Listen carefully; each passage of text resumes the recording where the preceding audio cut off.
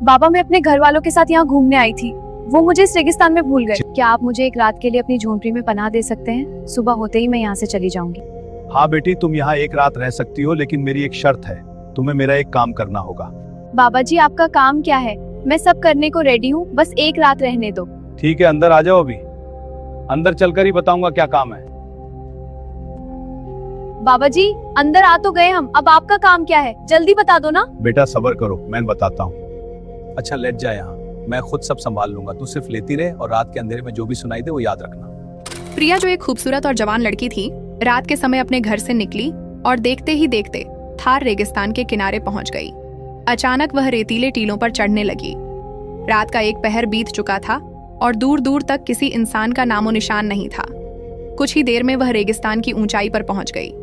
वहां लकड़ी से बनी हुई एक झोंपड़ी नुमा घर खड़ा था। अब यह जवान और खूबसूरत लड़की उस झोंपड़ी की ओर बढ़ी। उसने धीरे से एक सुराख से अंदर झांका और फिर सीधी खड़ी हो गई। दरवाजा खटखटाने से पहले अचानक उसने खुद को देखने का इरादा किया। अपने पर्स से शीशा निकाला, बाल संवारने लगी और ऊपर से नीचे तक अपने आप को निहारने लगी। उसने कपड़ों को ठीक किया ताकि और भी प्यारी और अच्छी लगे। जब यकीन हो गया कि वह बहुत खूबसूरत लग रही है और उसकी जवानी अपने उरूज पर है, तो उसने झोंपड़ी का दरवाजा खटखटाना शुरू कर दिया। प्रिया लगातार दरवाजा पीटने लगी और साथ साथ खुद को संवारती जा रही थी। अचानक झोंपड़ी का दरवाजा खुला और अंदर से लगभग 80 साल का रामलाल बाहर आया। जैसे ही उसकी नजर प्रिया पर पड़ी, वह उसे देखता ही रह गया। उसकी आंखें जैसे ठहर सी गईं। रामलाल कुछ पूछने से पहले ही उसके बहुत करीब आकर खड़ा हो गया। तभी प्रिया अचानक बोली, मैं इस थार रेगिस्तान में अपने घर वालों के साथ घूमने बहुत दूर से आई थी, मगर वे मुझे यहाँ भूल कर चले गए हैं। क्या आज की रात तुम मुझे अपने साथ इस झोंपड़ी में रख सकते हो? रामलाल ने यह बात सुनी तो उसके दिल में एक गहरी मुस्कान दौड़ गई। इतनी जवान और खूबसूरत लड़की को देखकर उसका दिल तेजी से धड़कने लगा। बिना कुछ बोले वह प्रिया के और करीब आ गया और उसे ऊपर से नीचे तक घूरने लगा। फिर वह उसके चारों तरफ घूमने लगा। प्रिया ने यह देखा तो हंसते हुए बोली, क्या हुआ? क्या देख रहे हो? रामलाल अब उसके बिल्कुल पीछे खड़ा हो गया।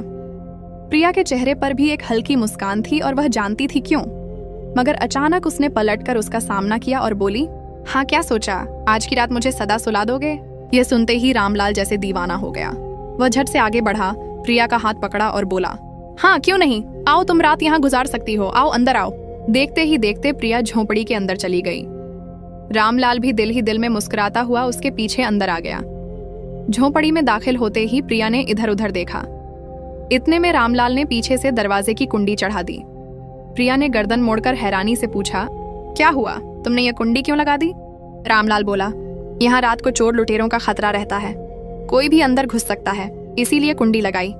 प्रिया एक पल के लिए मुस्कुराई और बोली, ओह अच्छा। झोंपड़ी में 2 कमरे थे।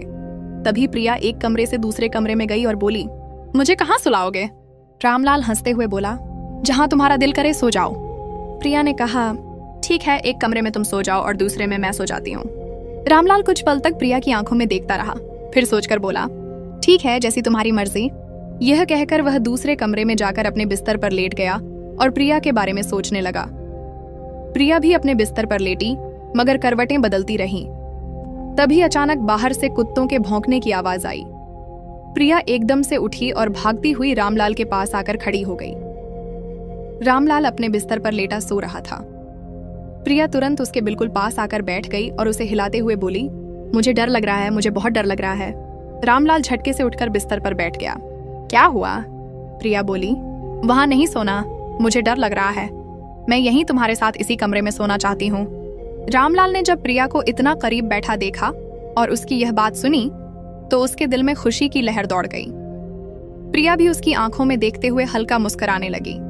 तभी रामलाल बोला, लेकिन यहाँ तो एक ही बिस्तर है, तुम कहाँ सोगी?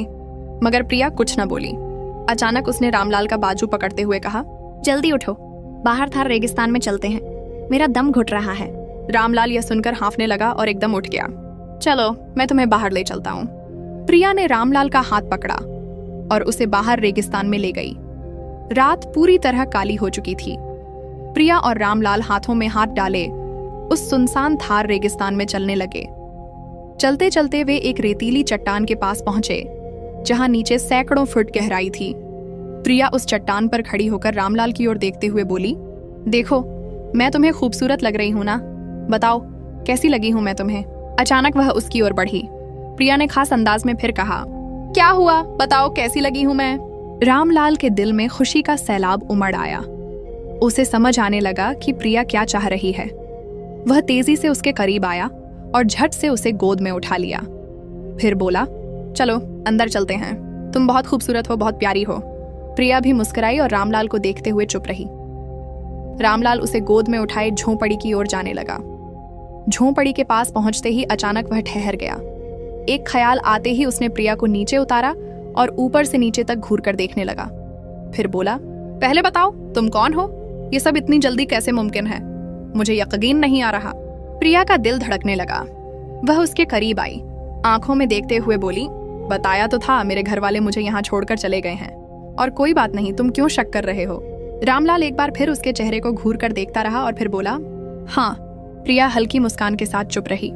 तभी रामलाल बोला, आओ रात हो गई है, चलो अंदर जाकर सोते हैं। प्रिया ने मुस्कुराकर कहा, इतनी जल्दी क्यों, आओ पहले रेगिस्तान में थोड़ा मजा कर लेते हैं। रामलाल भी मुस्कुराया और बोला, चलो आओ चलते हैं। रात अब अपने आखिरी पहर में थी और आसमान गहरे अंधेरे में लिपटा हुआ था। रामलाल ने जब गार्ड की तरफ देखा तो खुशी से झूम उठा और अचानक प्रिया का हाथ पकड़कर बोला, आओ उस गार्ड के अंदर चलते हैं। प्रिया ने कहा, नहीं, इस वक्त अंदर अंधेरा होगा। और देखते ही देखते दोनों रेगिस्तान के किनारे उस अंधेरी गार्ड के करीब पहुंच गए। रामलाल दिल ही दिल में मुस्कुराया और बोला, चलो तुम गार्ड के अंदर जाओ। प्रिया ने इधर उधर देखा और फिर गार्ड के अंदर बढ़ने लगी। रामलाल भी उसके पीछे पीछे दाखिल हो गया। यह एक लंबी सुरंग नुमा गार्ड थी और अंदर जगह बहुत तंग थी। प्रिया अंदर चारों तरफ देखते हुए आगे बढ़ रही थी और रामलाल उसके पीछे आ रहा था। अचानक रामलाल एक जगह रुक गया जहां बहुत गहरा अंधेरा था और पास ही एक ऊंचा सा पत्थर पड़ा था जिस पर लेटने की जगह मिल सकती थी। रामलाल ने मन में कुछ सोचा और प्रिया से कहा, तुम काफी थक गई होगी, इस पर थोड़ी देर लेटकर आराम कर लो। प्रिया मुस्कुराई और बोली, हाँ काफी थक गई हूँ। यह कहते ही वह उस बड़े पत्थर पर चढ़कर लेट गई। रात अपने पूरे उरूज पर थी। रामलाल और यह जवान प्रियाथार रेगिस्तान की गहराई में गार के अंदर मौजूद थे। रामलाल धीरे धीरे प्रिया के पास आने लगा। प्रिया समझ गई थी कि अब रामलाल उसे पसंद करने लगा है। तभी रामलाल उसके बहुत करीब आ गया। प्रिया उठकर खड़ी हो गई और बोली, चलो आओ झोंपड़ी चलते हैं, ये जगह बिल्कुल ठीक नहीं है, बहुत खतरनाक लग रही है। रामलाल ने कहा, अच्छा इतनी जल्दी, चलो फिर। दोनों गार्ड से निकलकर बाहर आए और रेगिस्तान की तरफ चढ़ते हुए झोंपड़ी की ओर बढ़ने लगे। रात अपने पूरे आलम पर थी और थार रेगिस्तान गहरे अंधेरे में डूबा हुआ था। रामलाल और प्रिया अब झोंपड़ी के दरवाजे तक पहुंच गए। जैसे ही प्रिया दरवाजे के करीब आई, वह अचानक रुक गई।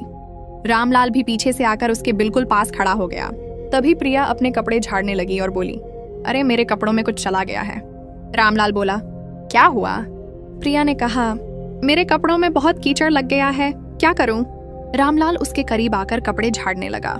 प्रिया दिल ही दिल में मुस्कुराने लगी और बोली, तुम 1 मिनट यहीं रुको, मैं अंदर जाकर कपड़े झाड़ लेती हूँ। रामलाल प्रिया को देखता रहा और देखते ही देखते प्रिया झोंपड़ी के अंदर चली गई और उसने कुंडी लगा ली। अब उसने अचानक झोंपड़ी में चारों तरफ नजर दौड़ाना शुरू किया और इधर उधर चीजों को देखने लगी। कुछ देर बाद वह झोंपड़ी से बाहर आई और मुस्कुराते हुए रामलाल के पास खड़ी हो गई। रामलाल ने पूछा, हाँ क्या निकला? प्रिया मुस्कुराकर बोली, कुछ नहीं था, ये कपड़े ही मुझे तंग कर रहे थे। अगर तुम्हारे पास किसी लड़की का सूट है तो वह मुझे दे दो, मैं पहन लेती हूँ। रामलाल ने यह सुना तो उसके दिमाग में जैसे बिजली सी कौंध गई। वह प्रिया को देखते हुए बोला, मेरे पास लड़की का सूट कहाँ से आएगा? तुम कौन हो? मेरे पास कहाँ से आई? प्रिया ने हल्की मुस्कान के साथ कहा, अरे मैंने तो वैसे ही कहा था, ये कपड़े मुझे तंग कर रहे थे, सोचा शायद कोई पुराना सूट पड़ा हो। रामलाल करीब आया और बोला, देखता हूँ। वह झोंपड़ी के एक कोने में गया और अलमारी से लड़कियों का एक लाल रंग का जोड़ा निकालकर प्रिया के हाथ में दे दिया। प्रिया ने जैसे ही वह सूट देखा, उसकी धड़कन तेज हो गई। रामलाल मुस्कुराकर बोला, लो, पुरानी चीजें लोग अपनी छोड़ जाते हैं, शायद किसी ने यह सूट दे दिया होगा, मैं तो बाद में इसे बेचकर खाने पीने का सामान ले आता हूँ। प्रिया बोली, ओह अच्छा ठीक है, मैं इसे पहन कर आती हूँ। उसने वह लाल रंग का सूट लिया और दूसरे कमरे में जाकर कपड़े बदलने लगी। रामलाल ने जल्दी से अलमारी बंद की और बैठकर सोचने लगा। उसके दिल में ख्याल आया कि लड़की तो बहुत खूबसूरत और प्यारी है, मैंने उसे सूट दे दिया, क्या सही किया? कुछ होना चाहिए। इतने में प्रिया वह लाल सूट पहनकर वापस आई और बिल्कुल रामलाल के पास खड़ी हो गई। रामलाल उसे देखता ही रह गया। वह बहुत खूबसूरत लग रही थी। प्रिया उसकी आंखों में देखते हुए बोली, बहुत प्यारा सूट है। रामलाल के चेहरे पर मुस्कान आ गई और वह करीब आकर बोला, इसमें तो तुम बिल्कुल चाँद जैसी लग रही हो। तुम बहुत खूबसूरत हो। प्रिया ये सुनकर हल्की सी मुस्कान के साथ बोली, अच्छा तुम भी बहुत अच्छे हो। ये सुनकर रामलाल खुश हो गया और बोला, चलो आओ अब सो जाएं, रात काफी हो गई है। प्रिया बोली, लेकिन मुझे बहुत भूख लग रही है। रामलाल प्रिया की आंखों में देखते हुए तुरंत उठा और तेजी से झोंपड़ी के कोने में गया। वहां रखी टोकरी से एक रोटी निकाली और प्रिया के हाथ में थमा दी। प्रिया ने रोटी पकड़ी और रामलाल को देखते हुए जल्दी जल्दी खाने लगी। रामलाल उसे हैरानी से देख रहा था। तभी प्रिया ने पूछा, क्या हुआ, ऐसे क्यों देख रहे हो? रामलाल बोला, तुम बहुत प्यारी लग रही हो और अब इंतजार नहीं होता। प्रिया मुस्कुराई और बोली, क्या कभी किसी लड़की को नहीं देखा? रामलाल, जो उसे घूर रहा था, अचानक पीछे हट गया और धीमी आवाज में बोला, कहाँ से लड़की आएगी? मैं यहाँ अकेला रहता हूँ। प्रिया ने कमरे में इधर उधर देखा और बोली, ओह अच्छा, तुम भी सही कह रहे हो। तभी उसकी नजर कमरे के कोने में रखे लड़कियों के जूतों पर पड़ी। वह उठकर वहां गई और एक जूता हाथ में लेकर हैरानी से बोली, यह यहाँ क्या कर रहा है? रामलाल थोड़ा घबरा गया और पास आकर बोला, मैंने कहा था ना, लोग अपनी पुरानी चीजें दे जाते हैं। प्रिया बोली, अच्छा अच्छा, और वह जूता वहीं रखकर दूसरे कमरे में चली गई।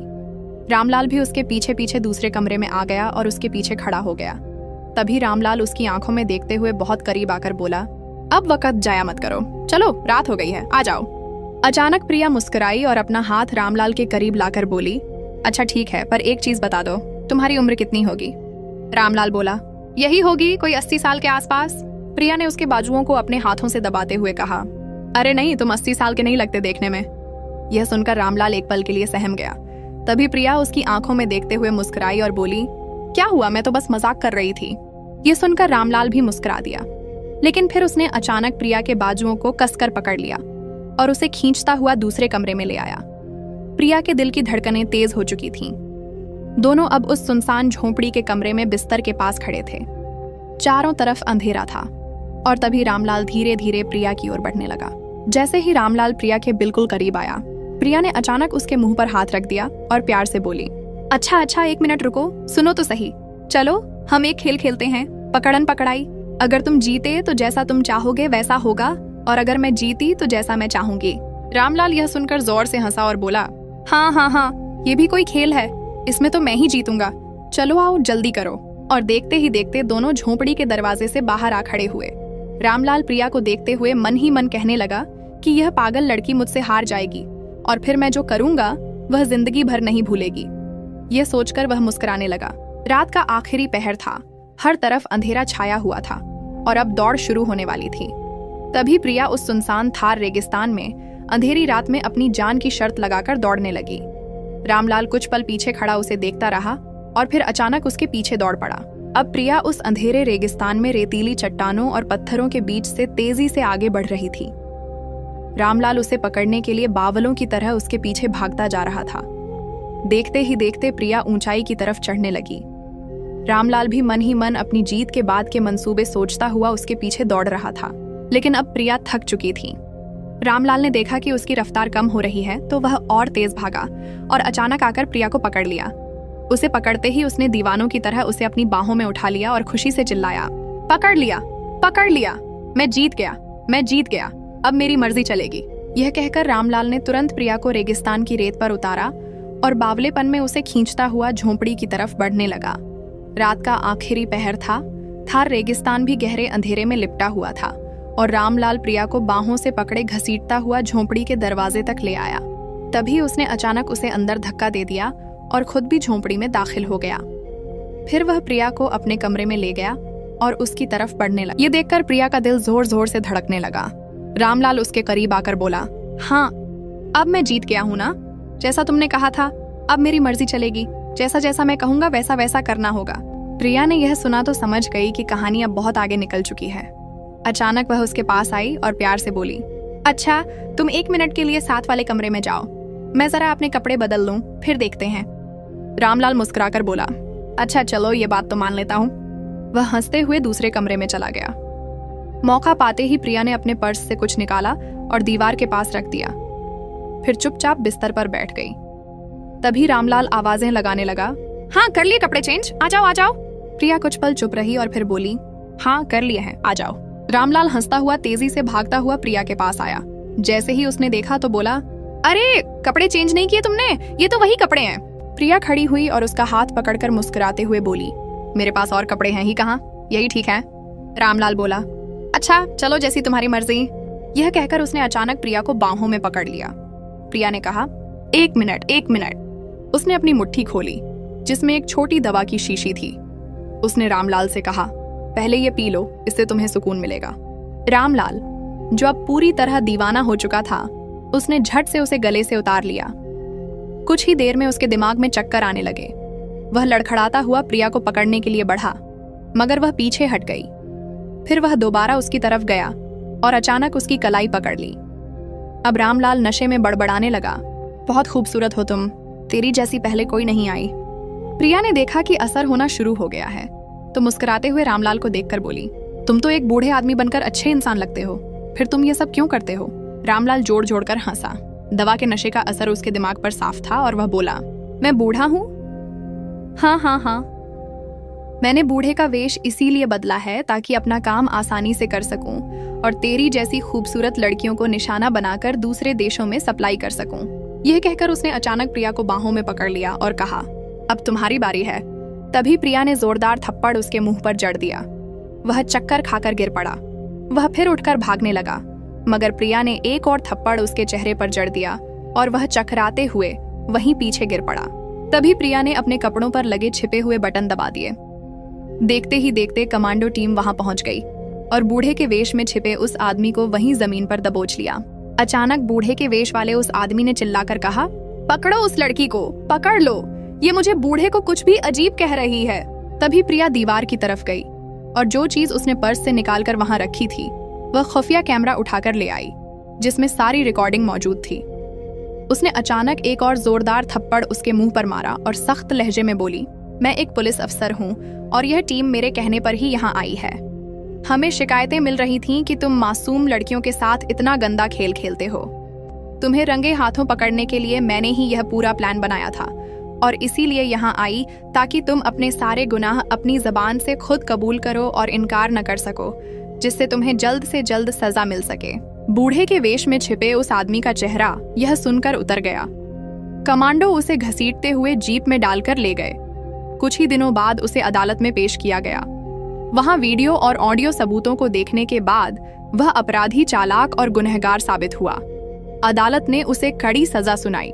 अगर प्रिया की यह कहानी आपके दिल में उतर गई हो तो बस एक छोटी सी मोहब्बत का इजहार कर दें। हमारे चैनल को अभी सब्सक्राइब कर लें, बेल आइकन दबा दें ताकि अगली सनसनीखेज कहानी आप तक सबसे पहले पहुंचे। आपकी एक क्लिक से यह सिलसिला जारी रहेगा। धन्यवाद मेरे प्यारे, दिल से दिल तक।